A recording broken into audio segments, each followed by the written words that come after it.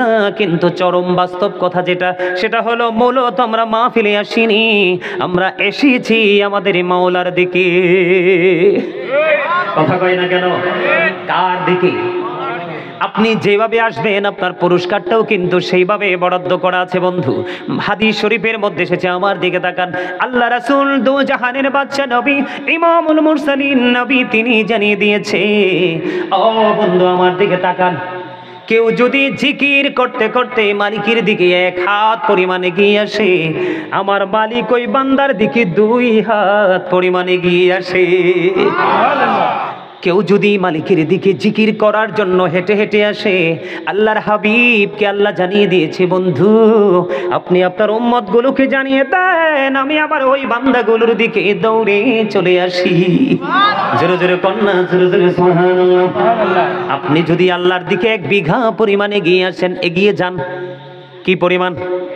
1 বিঘা পরিমাণ যখন আপনি আল্লাহর জিকির করার জন্য এগিয়ে যাবেন, আমার নবী জানিয়ে দিয়েছেন আল্লাহ আল্লাহর ওই বান্দার দিকে 1 গজ পরিমাণ এগিয়ে আসে।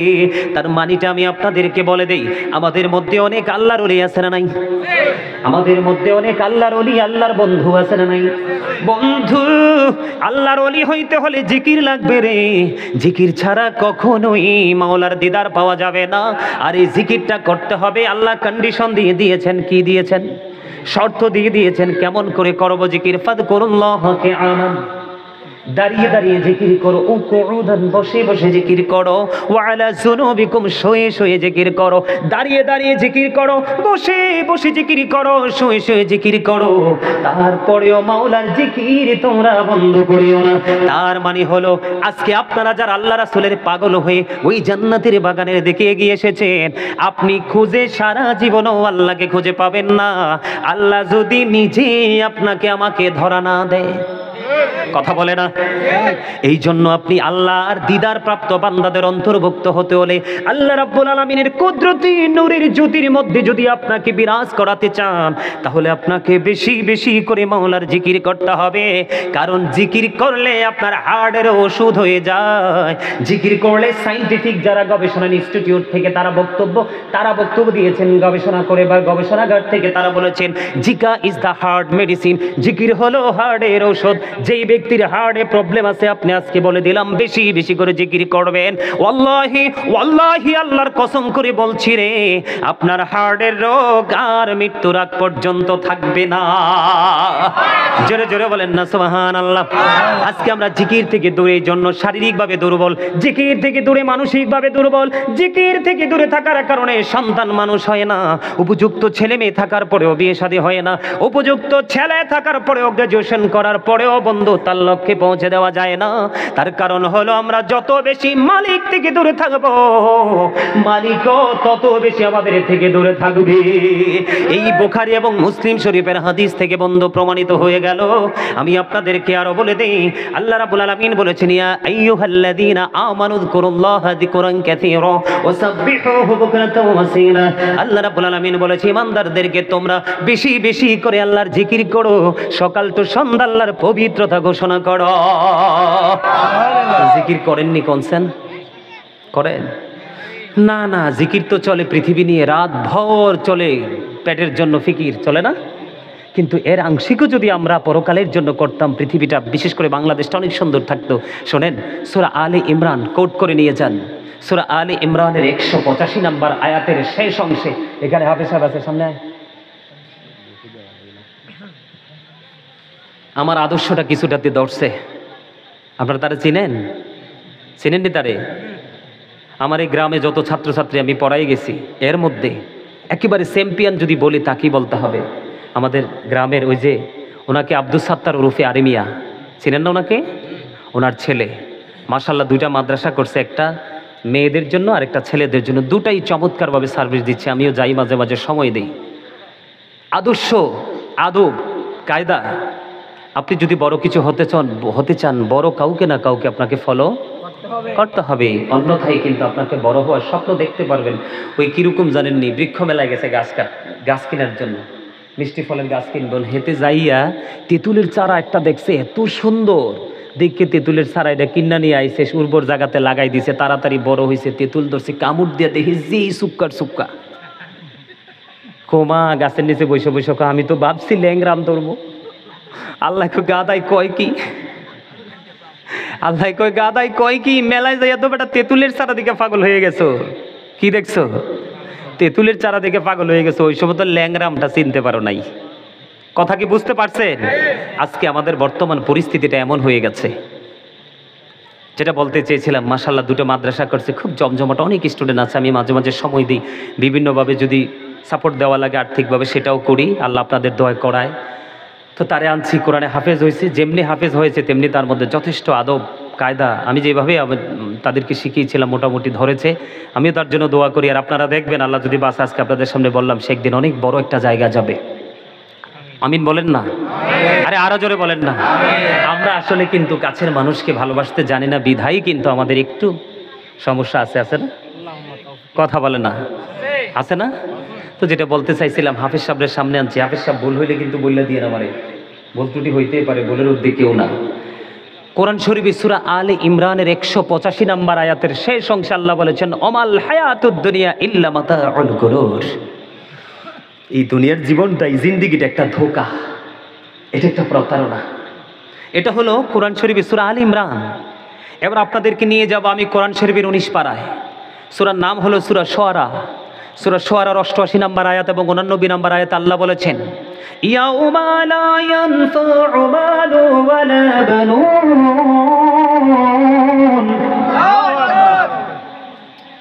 আল্লাহ কি কয়? আপনার ধন সম্পদ সন্তান সন্ততি উপারে কোনোটাই নাকি কাজে লাগবে না। কি লাগবে না? কোনোটা কাজে লাগবে না। তাহলে আপনারা বলেন, আজকে যারা মাহফিল ত্যাগ করেছে, পৃথিবীর জন্য ব্যস্ত আছে, তারা কি আপনারা বলেন গানী নাকি গানহীন? তারা গানহীন না? অবশ্যই গানহীন। 365টা রাত্র আছে। কয়টা? কথা বলে না। 365টা রাত্র আছে। আজকের একটা রাত্র আপনি উৎসর্গ করতে পারলেন না, আবার নিজেকে মুসলমান হিসেবে দাবি করে, আফসোস। তো এই জন্য আমি আপনাদেরকে বলতে চাই, আমরা কিন্তু যেটা রং সেটা করতেই বেশি পছন্দ করি, যেটা রাইট সেদিকে আমরা যেতে চাই। আমরা দেহের সাথেও তো জুলুম করছি, সব দিকে আমরা জুলুম। জিহ্বায় টেস্ট লাগলে কিন্তু আমরা বেশি খাই, কিন্তু জিহ্বাটাতে একটু তিতা লাগলে খাই না, কিন্তু তিতাটাই ভিতরে গেলে অর্গানগুলোকে একটু ক্লিয়ার করে কি করে না? আরে যেটা বলেন না। তাহলে আমাদের জিকির করা দরকার নাকি দুনিয়ারটা করা দরকার? অবশ্যই দুনিয়ারটাও করব না কেন? আমি আমার জন্য করব, সন্তানের জন্য করব, বাবা মার জন্য করব। কারণ আল্লাহ রাসূল বলেছেন, তুমি ইন্তেকালের পরে যেন তোমার সন্তান ভিক্ষুকের মতো কারো কাছে হাত পাততে না হয়, ওইভাবে সন্তানকে রেখে যাও, কিন্তু সুদ খাইয়া ঘুষ খাইয়া না, পরের হক মেরে না, হালাল উপার্জন দিয়ে। কেননা আপনি যদি হালাল উপার্জন করতে না পারেন, হাফেজ সাহেব আয়াত ঠিক আছে তো, যদি আপনি হালাল উপার্জন করতে না পারেন, আমার দিকে তাকান, বিপদে পড়ে যাবেন। হাদিস শরীফের মধ্যে এসেছে, আল্লাহ রাসূল বলেছেন, লা তুকবালু সালাতুম বিগাইরি তুহুর ওয়ালা সাদাকাতুম মিন গুলুল। পবিত্রতা ছাড়া ইবাদত কবুল হয় না, আর হালাল উপার্জন ছাড়া দান সদকাও কবুল হয় না। তাহলে জীবনটা কি একবারে নষ্ট হয়ে গেল না? কথা কয় না। এই নষ্ট জীবন থেকে ফিরে আসার জন্য আপনার জীবনে একজন উপদেষ্টা লাগবে, সেটা হবে হক্কানি আলেম। আল্লাহ রাসূলের আদর্শ যার সিনায় আছে, ওই সমস্ত আলেমের সাথে যুক্ত হন, তাহলে দেখবেন আপনার জীবনটা কি হয়ে যাবে, ধন্য হয়ে যাবে। বন্ধু আমার দিকে তাকান। আপনারা মনে মনে ভাবতে পারেন, বলে হুজুর জিকিরটা কোন জিকির? কি জিকির কি আমরা তো বুঝতে পারিনি। জিকির হলো আরবি শব্দ। জিকির কি? কথা বলে না। না না, জোরে কন্যা কদ্দুর, আমি আপনার ভাইয়ে খুশি হয়েছি। হেসা জোরে কন, হাসি দিয়া কন। জিকির কি শব্দ? আর এই কথা কামে লাগবো, আরবি শব্দ। ইংলিশ এটাকে বলা হয় রিমেম্বার, বাংলাতে বলা হয় স্মরণ। এই যে জিকির, জিকির সুবহানাল্লাহ বলা জিকির, আলহামদুলিল্লাহ বলা জিকির, লা ইলাহা বলা জিকির, আল্লাহু আকবার বলা জিকির। সৎ কাজের জন্য কাউকে ডাকা এটাও জিকির, অসৎ কাজের জন্য বারণ করা এটাও জিকির। ও বন্ধু, নামাজ ও মাওলার জিকির, হজ ও মাওলার জিকির। নামাজ হলো জিকিরের জলসা, কারণ এটা একই জায়গায় দাঁড়িয়ে এবং বসে সম্পূর্ণ করা হয়।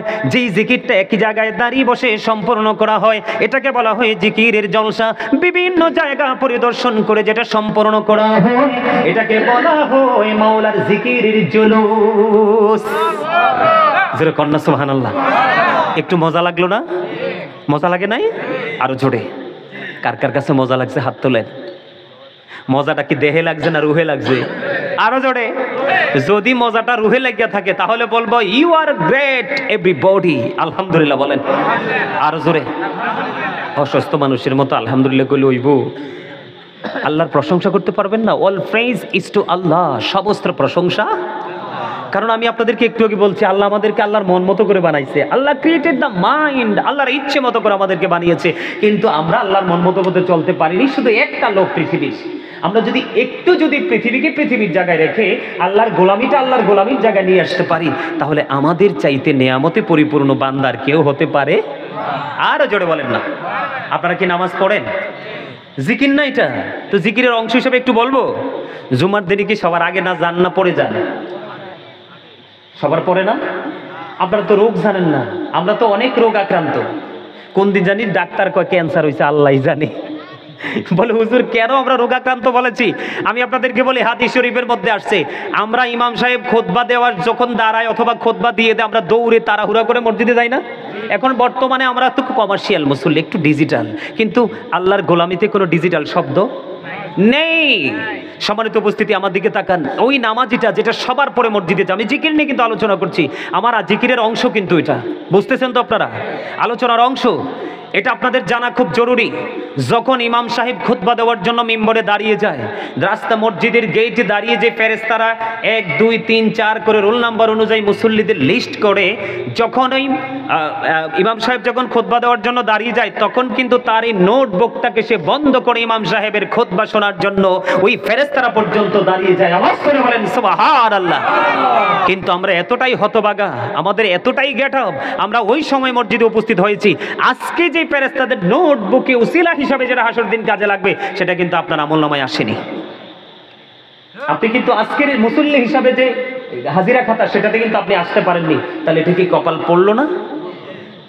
জিকির কিভাবে করবেন আমি একটু ট্রেনিং দিয়ে যাই আজকে আপনাদেরকে। বন্ধুরে আমার, হাদিস শরীফের মধ্যে এসেছে, আপনারা আমার প্রাণের নবী জানিয়ে দিয়েছেন, জুমার দিনে তোমরা সবার আগে গোসল করবা অন্য সপ্তাহে সব দিনের চাইতে উত্তম রূপে।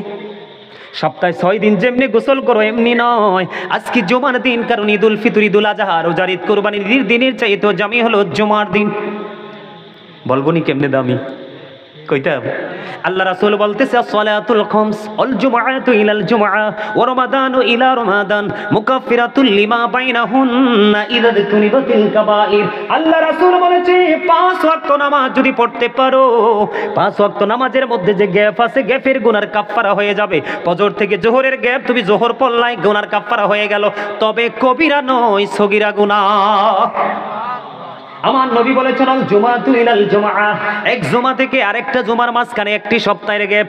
তুমি যদি এই জুমাটা পরিপূর্ণভাবে যদি পড়তে পারো, আরেকটা জুমা যদি এই পড়ে আগামী জুমাটাও পরিপূর্ণ পড়তে পারো, মাঝখানে একটি সপ্তাহের গুনার কাফফারা হয়ে যাবে, যদি তুমি দুটোটা জুমার সঠিক নিয়মে আদায় করতে পারো। অসুস্থ হয়ে গেছে, আমার কাছে মনে হয় ওয়াজ করতেছি আমি আর ক্লান্ত হয়ে পড়তেছেন আপনারা। এটা কি হইল? ক্লান্ত হলে চলবে, মাত্র একটি রাত্র, কিছু অংশ, তারপরে তো আমরা আবার আগের জায়গায় চলে যাব, তাই না? একটু সময় আমি ছেড়ে দিব। আমার যে বাকি আলোচনাগুলো বলেছি ছোট ছোট করে একবারে কোট করে নিয়ে এসেছি। আমার দিকে দেখেন, আল্লাহ রাসূল বলেছেন, রমাদান ও ইলা রমাদান, এক রমজান থেকে আরেক রমজানের মাঝখানে 300 দিনের পার্থক্য। কতদিন? 300 দিনের একটা ডিস্টেন্স। আল্লাহ রাসূল বলেছেন, তুমি এই বছরের রোজা এবং এর পরের বছরের রোজা যদি ঠিক মতো আদায় করতে পারো, তাহলে তোমার মাঝখানে একটি বছরের গুনার কাফফারা হয়ে যাবে। তবে শর্ত হলো কবিরা গুনাহ থেকে বেঁচে থাকতে হবে। বুঝে আসছে? তাহলে এটা জুমার দিনটা সব দিনের চাইতে দামি, সবচেয়ে উত্তম রূপে গোসল করবেন। আজকের থেকে ডিজিটাল শার্ট, আরেকটা কথা বলে দেই, আমাদের এলাকার ছেলেরা জিন্স প্যান্ট পরে না, এটা টোটাল হারাম। চাইলে দলিল দিতে পারবো, সব দলিল মোবাইলে আছে। আমি আপনাদেরকে আজকে বলি, নারীর পর্দা, নারীদের ফরজ হলো মাথা থেকে পা পর্যন্ত ঢেকে রাখা, আর পুরুষের পর্দা ফরজ হলো নাভি বরাবর অথবা নাভির উপর থেকে টাকনোর উপর পর্যন্ত ঢেকে রাখা, এটা ফরজ। আপনি হাজার চেষ্টা করলেও কিন্তু জিন্স প্যান্ট নাভির নিচেই থাকে, ওঠে। না, আমি ওই দিকে যাচ্ছি না, অনেক লম্বা, আপনারা অনলাইন থেকে কালেক্ট করবেন। শুধু পোশাক নিয়ে কি আলোচনা কোরআন হাদিসে আসছে। আর আজকে বলে যে একবারে টকটকে লাল জামা কেউ পরবেন না। আল্লাহ রাসূলকে যখন এক জনৈক ব্যক্তি একটা সালাম দিলেন, নবী সালামের জবাব দিলেন না। আবার দ্বিতীয়বার আরেকটা সালাম দিলেন, নবীজি দ্বিতীয়বার সালামের জবাব দিলেন না। ইয়া রাসূলুল্লাহ, ইয়া হাবিবাল্লাহ, নবী গো, বারবার যে সালাম দিচ্ছে, সালামের জবাব কেন দিচ্ছেন না? নবীজি বললেন, সে যে পোশাক পরেছে এটা মাকরুহ তাহরিমি, এটা হারামের অন্তর্ভুক্ত, যেটা শরীয়ত সমর্থন করে না, সাপোর্ট করে না, ওই পোশাক পরেছে, এই জন্য সালাম দেওয়া সুন্নত, জবাব দেওয়া ওয়াজিব। এত গুরুত্বপূর্ণ হওয়ার পরেও একেবারে টকটকে লাল জামা পরিহিত অবস্থায় দেখার পরে আপনার আমার প্রাণের নবী ব্যক্তির সালামের জবাব দেয়নি। জোরে জোরে বলেন নাউজুবিল্লাহ। আমার দিকে তাকান, যেহেতু প্রসঙ্গটা আসছে, পরে আমি দুটো হাদিস আপনাদেরকে শোনাবো। আমার দিকে তাকান। আল্লাহ রাসূল মসজিদে অবস্থান করতেছে, হঠাৎ করে একটা ব্যক্তি এসে উজু করে নামাজের নিয়ত বাঁধলেন। আমার দিকে তাকান, নামাজের নিয়ত বেঁধে ফেললেন। নবীজি তাকায়া দেখলেন তার পোশাকটা টাকনুর নিচে। নবীজি বললেন, তুমি উজু করে আসো, তার মানে নামাজ ভাঙতে হবে। তিনি নামাজ ভেঙে উজু করতে গেলেন, উজু করে আসলেন, কিন্তু টাকনুর নিচের পোশাকটা এখন উপরে উঠায় না। আবার এসে তিনি বন্ধ নামাজের নিয়ত বাঁধলেন। আমার নবীজি আবার বললেন, তুমি উজু করে আসো। তিনি দ্বিতীয়বার আবার উজু করতে গেলেন। তৃতীয়বার আবার যখন আমার নবী তাকে বললেন, তুমি উজু করে যাও, উজু করে আসো, আরেকজন নবীকে প্রশ্ন করলেন, ইয়া রাসূলুল্লাহ, ইয়া হাবিবাল্লাহ, নবী গো, বারবার কেন বলছেন গো তাকে উজু করার জন্য? আমার নবী বলেছেন, কিয়ামত পর্যন্ত সে নামাজ পড়তে পারবে, নামাজ জিকির করতে পারবে, জিকির আল্লাহ পর্যন্ত পৌঁছাবে না। কারণ আল্লাহ পবিত্র কালামে হাকিমের মধ্যে বলেছে, হাফেজ সাহেব ভুল হলে বলবেন, ইয়া বানি আদম কদ আনজালনা আলাইকুম লিবাসান ইউয়ারি সাওআতিকুম ওয়ারিশান ওয়া লিবাসুত তাকওয়া যালিকা খায়র। জোরে জোরে বলেন আল্লাহু আকবার। আসেনি রে? আল্লাহ রাব্বুল আলামিন আদম সন্তানকে সুন্দর করে বানাইছে, তাকে আরো বেশি সুন্দর রাখার জন্য তার জন্য পোশাক দিছে। একটা হলো প্রতিনিয়ত লজ্জাস্থান ঢাকার পোশাক, আরেকটা দিছে সাজের পোশাক, আরেকটা দিল তাকওয়ার পোশাক। আল্লাহ বলতেছেন, সবচেয়ে উত্তম পোশাক হলো আল্লাহর কাছে তাকওয়ার পোশাক, যেটা পুরুষের উপর দিয়ে থাকবে নাভি বরাবর অথবা উপরে, আর নিচের দিক দিয়ে থাকবে টাকনুর উপরে। সুবহানাল্লাহ বলেন না কেন? পরবেন এই পোশাক, লুঙ্গি বলেন, প্যান্ট বলেন, ট্রাউজার বলেন, পায়জামা বলেন, হুশ করে পরবেন। আজকে বলে গেলাম, এদিক দিয়ে রাখবেন নাভি বরাবর অথবা নাভির উপরে, নিচের দিক দিয়ে রাখবেন টাকনুর উপরে, অন্যথায় আপনি নামাজ পড়তে পারবেন। বুখারীতে আরেকটা হাদিস এসেছে, একেবারে সিম্পল ছোট। আমার নবী বলেছেন, যেই ব্যক্তি অহংকার করে করে লুঙ্গি বলেন, প্যান্ট বলেন, পায়জামা বলেন, ট্রাউজার বলেন, যেটাই বলেন, টাকনুর নিচে ঝুলিয়ে ঝুলিয়ে পড়বে, নবীজি বলেছেন তার ঠিকানা হলো জাহান্নাম। আরো জোরে বলেন না নাউজুবিল্লাহ। তাহলে শুধু জিকির করলেই চলবে না, আমাদের মধ্যে দেখবেন 5 ওয়াক্ত নামাজও ঠিক, মিছা কথাও ঠিক। আমাদের মধ্যে দেখবেন 5 ওয়াক্ত নামাজও ঠিক, সুদও ঠিক। আমাদের মধ্যে দেখবেন 5 ওয়াক্ত নামাজও ঠিক, পরের হক নষ্ট করাও ঠিক। আছে না নাই? তার কারণ হলো আপনারটা মানবো না আল্লাহরটা মানবো। আল্লাহ সূরা আনকাবুতের মধ্যে বলেছে, ইন্না সলাতা তানহা আনিল ফাহশাই ওয়াল মুনকার, নামাজ মানুষকে খারাপ কাজ থেকে বাঁচায় রাখে।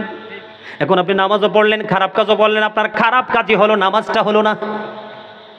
কথা কি বুঝে আসছে? কথা বুঝতে পারছেন? আমি পোশাক নিয়ে আলোচনা করব না, দুটো হাদিস শোনাবো আপনাদেরকে। জুম্মার দিন নিয়ে আল্লাহ রাসূল বলেছেন, কেউ যদি জুমার দিনে উত্তম রূপে গোসল করে, লম্বা সুন্দর পাঞ্জাবি পরবেন, সবার ঘরে আছে না নাই?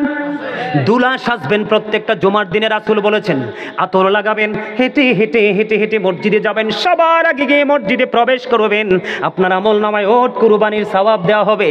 আল্লাহ রাসূল বলে দিয়েছেন, কেউ যদি জুমার দিনে সবার আগে যদি মসজিদে প্রবেশ করতে পারো এবং সবার পরে যদি একেবারে সবার পরে যদি তুমি মসজিদ থেকে বের হতে পারো, তোমার বাড়ি যাইতে যতগুলো কদম লাগবে, মানে কাইক লাগবে, কি লাগবে? তোমার বাড়ি যাইতে যতগুলো কাইক লাগবে, কদম লাগবে, প্রত্যেকটা কদমের বিনিময় তোমার আমল নামায় 1 বছরের নফল ইবাদতের সওয়াব দেওয়া হবে। বুঝছেন নি? তার মানে যার বাড়ি যত দূরে সে তত বেশি নিয়ামতের। এটা হলো জুম্মার দিন। কোন দিন? আর এমনি সচরাচর যে আমরা নামাজ পড়ি, সেই নামাজের ফজিলত, সেটাও কিন্তু জিকির। বলেছিলাম, মনে আসেনি? নামাজও কি, হজও কি, কাউকে ভালো কাজের জন্য ডাকাও কি, কাউকে খারাপ কাজ থেকে বারণ করাও কি, সুবহানাল্লাহ বলা কি। আমার কথা বলেন না কেন? মুস্ত করতে হবে তো, নাহলে বাদ গেলে ভুলে যাবেন আবার। সুবহানাল্লাহ বলা কি, আলহামদুলিল্লাহ বলা কি, লা ইলাহা বলা কি? আল্লাহু আকবার বলা কি? তাহলে জিকির সম্পর্কে পরিপূর্ণ ছোট্ট একটা বিষয় পাইলেন তো? কথা বলে না? এবার আসেন বন্ধু, নরমাল আমরা 5 ওয়াক্ত নামাজ পড়ি। আমার নবী শীতের দিনে বের হলেন, হাদিসের রাবি হলেন হযরতে আবু যর রাদিয়াল্লাহু তাআলা আনহু। আমার নবীজি শীতের দিনে বের হলো। শীতের দিনে দেখেন না না গাছের পাতা ঝরে কি ঝরে না? কথা কয় না? যেটি ঝরিয়া যেটি কালা না, আর যেটা যেটা ঝরার পরে যেটা বের হয় এটা কি সুন্দর না? এটার মধ্যে কোনো কলঙ্ক থাকেনি। বাতাসটাও তো মিষ্টি থাকে না? কেন বললাম? এটা কিন্তু হাদিস শরীফের কথা, আমার বানানো না। আমি কিন্তু, আপনারা আমার অনলাইনে আলোচনা শোনেন কিনা জানি না, আপনারা আমার অনলাইনে আলোচনা শুনলে দেখবেন একটা কথা আমি অপ্রাসঙ্গিক অগ্রহণযোগ্য বলি না। কারণ অনেক কষ্ট, অনেক পরিশ্রম, অনেক স্ট্রাগল করে, অনেক প্রতিকূলতা মোকাবেলা করে আজকে আল্লাহ আমাকে এই জায়গা নিয়ে এসেছে, যেটা গোটা পৃথিবীর কাছে একটা স্থান আমার হয়ে গেছে। এটা আপনাদের দোয়া এবং ভালোবাসাই হয়েছে, আলহামদুলিল্লাহ বলেন। এই জন্য আমি কখনোই স্টেজে বসলে, এটা অত্যন্ত পবিত্র একটা জায়গা, চারপাশে রহমতের ফেরেশতারা আজকে বেষ্টনী দিয়ে রেখেছে, বড় নেয়ামতের একটা জায়গা। আমি নিজে থেকে কিচ্ছু বলি না, যেটুকু জেনেছি সেটুকু বলার চেষ্টা করি। আমার নবীজি যখন বের হলো শীতের দিনে, বের হওয়ার পরে তিনি দেখলেন গাছের পাতাগুলো বিরামহীনভাবে ঝরছে। হাদিস শরীফের মধ্যে এসছে, আমার নবী যখন গাছের পাতা ঝরতে যখন দেখলেন, গাছের পাতা ঝরতে দেখে আমার নবী সঙ্গে সঙ্গে হাদিস শরীফের মধ্যে এসে যে গাছের ডাল ধরলেন। দেখবেন পাতা ঝরতে থাকলে একটু ধরলে লাড়া দিলে তো আরো পড়ে। বড়ুই বলেন, আম বলেন, যেই কোনো ফাঁকা ফল বলেন, ঠিক কিনা বলেন? গাছে কিন্তু রাখা সম্ভব হয় না। আমার নবী কি করলেন? গাছের ঢাল ধরলেন, ধরার পরে ডাক দিলেন, হে আবু যর। আবু যর উত্তর দিলেন, লাব্বাইকা ইয়া রাসূলুল্লাহ। আবু যর হাজির হয়ে গেলেন। আমার নবী বললেন, রে আবু যর, তুমি চাইয়া দেখো, শীতের দিনের কারণে শুষ্ক হয়ে গাছের পাতাগুলো যেমনি ঝরে ঝরে পড়ছে, ঠিক আল্লাহর বান্দাগুলো, আমি নবীর উম্মতগুলো যখন নামাজ নামক জিকিরের মাধ্যমে যখন আল্লাহ রাব্বুল আলামিনের কুদরতি কদমে যখন কপালটা লাগাইয়া সিজদা দিবে রে, সিজদাটা দিতে দেরি ওই শীতের দিনের গাছের পাতার মতো তার জীবনের সবগুলো গুনাহ ঝরে পড়ে যাবে। ও বাগু, আমি বুঝাইতে বুঝাইতে একবারে টায়ার্ড হয়ে যাইতেছি। আপনারা রিল্যাক্সে বসে সুবহানাল্লাহটা কর না। আমি না একটু আগে বললাম সুবহানাল্লাহটা জান্নাতের মেহমানদের খাবার। এই মেয়ে আমার দিকে তাকান, আপনারা তো আমার বেজালে ফালান, আবার এই জিকিরের পাল্টা আবার রিপিট করতে হবে। এখন আমি আমার বিষয় চলে যেতে চাইছিলাম। একটু বলি, প্রতিদিন মানুষ যেমন ডাবল, খাবারও লাগে ডাবল। কি? পৃথিবীর খাবার কিন্তু যে কোনো জায়গায় গেলে পাওয়া যায়। দেখবেন এক গ্লাস পানি অথবা নর্মাল 2টা বিস্কিটও দেয়, এটা দেহের খাবার। কিন্তু রুহের খাবারটা যে কোনো জায়গায় পাওয়া যায় না, রুহানিয়াতের মানুষ ছাড়া। আজকের এই জায়গাটা হলো রুহানিয়াতের বাজার করা। আপনারা জানেন না এটা যে একটা শপিং সেন্টার? আজকের এই জায়গাটা পৃথিবীর কোনো শপিং না, আখেরাতের শপিং করার জায়গা হলো এটা। সুবহানাল্লাহ বলেন না? ব্রেইনে সেট আপ দিবেন, একটু পর থেকে এটাকে আমল করার চেষ্টা করবেন, তাহলে এই ধন্য দেহেরটাও মিলে গেল, রুহেরটাও মিলে গেল। তাহলে জিকিরে লাভ না লস? আর জোরে করবো আমরা জিকির করবো তো? জিকির কিন্তু কোরআন শরীফ একটা আনলে ভালো আছিল আর কি। একটা ব্যবস্থা করতে পারবা নি কোরআন শরীফ? মনু মোবাইল লইবে না, একবারে জেনুইন কোরআন শরীফ একটা নিয়ে আসো তো। যাও, এলাকার কে আসো, বাড়িতে একটা ঘর থেকে একটা নর্মাল কোরআন শরীফ নিয়ে আসো। যাও, মক্তব থেকে হোক, কারো ঘর থেকে হোক, একটা কোরআন শরীফ আমার জন্য নিয়ে আসো। আমার মোবাইলে তো আছে কোরআন শরীফ, কিন্তু এনতে তো তেলাওয়াত করবো না, বেনিফিট নাই তো। হেনতে কইলে লাভ হইতো না, হেনতে কইলে লাভ হইব। সুবহানাল্লাহ বলেন। আচ্ছা, এখন আমি আপনাদেরকে বলি, আমি কিন্তু একটা আয়াত নিয়েছি পবিত্র কালামে হাকিমের 29 পারা মনে হয় সম্ভবত, একবারে লাস্ট থেকে। ইয়া আইয়ুহাল্লাযীনা আমানু ও আনফুসাকুম ও আহলিকুম নারা। আল্লাহ বলেছেন, O believers, save yourself and your families from the fire. আল্লাহ রাব্বুল আলামিন ইমানদারদেরকে ডেকে বলেছেন, তোমরা জাহান্নাম থেকে, তুমি জাহান্নাম থেকে বাঁচো এবং তোমার পরিবারকেও বাঁচাও। সুবহানাল্লাহ। ওমা আল্লাহ গো, সুবহানাল্লাহকে তো দ্বন্দ্ব শুরু হয়েছে কি, এতক্ষণ তো ভালাই আছিলেন সবাই। আরো জোরে কর না সুবহানাল্লাহ। এত সকালে ঘুমাইলে হইব? আমার মনে আছে আমি যখন ছোট ছিলাম, আমাদের গ্রামে তো আর এইভাবে মাহফিল হতো না। ওই ফিরাতুলি মাহফিল হইতো, আমাদের পাহাড়পুর মসজিদ মাঠে মাহফিল হইতো, ওই আনন্দপুরে মাহফিল হইতো। বিকাল বেলায় তো হাইটে হাইটে গিতাম মাহফিলে, যে স্টেজে বসে থাকতাম, গজল গাইতাম। এই যে মানসিকতাটা এখন কোথায় গেল ছেলেদের? একবারে চলে গেছে, মোবাইল ধ্বংস করে দিয়েছে আমাদেরকে। একেবারে আমাদেরকে ধ্বংস করে দিয়েছে মোবাইল। আপনারা জানেন না, ইহুদি নাসারারা তাদের সন্তানকে জেনুইন শিক্ষা দিচ্ছে, আর আমাদের সন্তানদের হাতে তুলে দিচ্ছে ফেক শিক্ষা। বুঝেন না? না ভুল বললাম? আল্লাহ রাব্বুল আলামিন পবিত্র কালামে হাকিমে বলতেছে, ইন্নাল কাফিরিনা কানু লাকুম আদুওয়াম মুবিনা। আল্লাহ বলতেছেন, the heretics are the eternal enemy of the believers. ঈমানদারদের প্রকাশ্য শত্রু হলো বেঈমান কাফেরেরা। আমার কথার দিকে মন নাই। আচ্ছা, হেতেরি কোরআন শরীফটা আনতে কইছি, বাদর নিরে তুই বাদর। এই দুনোটারে ছোট থাকতে আমি ফরাই গেছিলাম, খুব আদর করে বাবুল কাকার ছেলে বাদন রাফি দুনোটাকে। তোই আর যেটা বলতে চাইছিলাম খেয়াল করছেন, আল্লাহ বলতেছে বেঈমান কাফেরেরা ঈমানদারদের প্রকাশ্য শত্রু, দুশমন। এখন আমাদের সন্তানরা কিন্তু দুশমনদের সাথে কি হয়ে গেছে, মিলেমিশে একাকার হয়ে গেছে। আমাদের মধ্যে কি সেই কোনো ধরনের ফিলিংস আছে? নেই। কেন নাই? কারণ আমরা আমাদের দায়িত্ব থেকে সরে যেতে চাই। কিন্তু আপনি যদি সরে যেতে চান, কিন্তু আল্লাহ আপনাকে ছাড়বে না। আমার দিকে তাকান, এদিকে তাকান, সবাইকে বলছি আমার দিকে তাকান। বাবা হয়েছেন, শুধু বাবা হয়ে নাচলে চলবে না। আল্লাহ রাসূল বলেছেন, আদিবু আওলাদাকুম আলা সালাসি খিসালিন হুব্বি নবিকুম ওয়া হুব্বি আহলি বাইতিহি ওয়া আলা কিরাআতিল কুরআন। আল্লাহ রাসূল বলেছেন, তোমরা তোমাদের সন্তানদেরকে তিনটি বিষয় শিক্ষা দাও। একটা হলো হুব্বি নবিকুম, নবীর মহব্বত, teach the love of the prophet. দুই নাম্বার হচ্ছে হুব্বি আহলি বাইতিহি, নবীর পরিবারের ভালোবাসা শিখাও, টিচ ফ্যামিলি লাভ। তারপরে বলেছেন কোরআন তেলাওয়াত শিখাও, learn to recite the holy Quran. তোমরা তোমাদের সন্তানদেরকে কোরআন তেলাওয়াত শিখাও। আজকে কি আমাদের সেই শিক্ষা আছে? এই যে আমার নানা কইতাছে ফেসবুক আছে। আপনি দেখেন, আপনার সন্তানকে আগে নবীর প্রেম শিখাতে হবে, তারপরে শিখাতে হবে নবীর পরিবারের ভালোবাসা। কারণ নবী এবং নবীর পরিবারের ভালোবাসা দুটোই আমাদের জন্য ফরজ। যাবেন কোথায়? বাঁচার কোনো রাস্তা নাই। আমি যতটুকু জানি আজকের মাহফিলটা আপনাদের মসজিদের উদ্যোগে হয়েছে না? কথা কয় না। বাবুল কাকাটা কো আইতে আসেনি?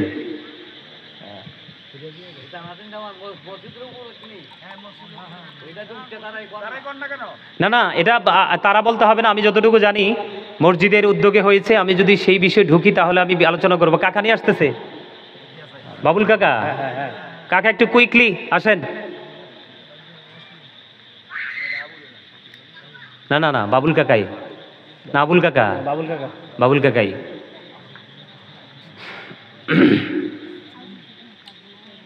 কাকা এদিক দিয়ে আসেন। আমি এতক্ষণ কিন্তু আমার পার্সোনাল বিষয় নিয়ে আমার আপন মানুষগুলোকে আপন মনে বুঝিয়েছি, বুঝছেন নি? বেশি তো বোঝাতে পারবো না, মূল যে বিষয়গুলো আলোচনা করব আজকে। আসলে কি আমাদের যেই মসজিদের যেই বিষয়টা, এই বিষয়টা নিয়ে কি কথা বলা যায়? আপনারা সবাই একমত? মসজিদের বিষয়টা নিয়ে আলাপ করা যাবে? মেম্বার কাকা তো আছে এখানে, আপনারা দেখছেন তো। আমি দীর্ঘ 7.5 মাস সময় দিয়েছি আমার গ্রামের মসজিদে। মসজিদ কিন্তু হয়ে গেছে না? কিন্তু সময় লাগছে, হিসাব করছি মূলত 5 মাস সময়, আসা যাওয়া সময় লাগছে 7.5 মাস। বাংলাদেশের ইতিহাসে নজির। আমি কিন্তু এখানেই মসজিদ করছি এমনটি নয়। আমি করছি বললে ভুল হবে, আল্লাহ আমাকে দিয়ে করাইছে, এই হাতগুলোকে আল্লাহ হয়তো কবুল করছে। আমি কিন্তু আরেকটা মসজিদ করেছি অত্যন্ত দৃষ্টিনন্দন, সেটা হলো জাগুরজলি বিশ্ব রোডে। আপনার যদি কখনো যাওয়া হয় বিশ্ব রোড থেকে বাংলা বাজারের দিকে যাইতে একটু সামনে গেলে দেখবেন হাতের বাম দিকে 2 রাস্তার মোড়ে একটা মসজিদ হয়েছে। ঢুকলে চোখ শীতল হয়ে যাবে। মাত্র 1 বছর সময় নিয়ে মসজিদটা করেছি ওখানে। আমার জীবনে আল্লাহ আমাকে দিয়ে অনেক কিছু করাইছে, আরও কিছু করার প্রত্যাশা করছি। তো আপনারা যারা আছেন এই গ্রামের মহল্লার এবং দূর থেকে যারা মেহমান আসছেন, আপনারা কি চান আমি একটু মসজিদ নিয়ে কথা বলি? ওই যে বলেছি, save your self and your families from the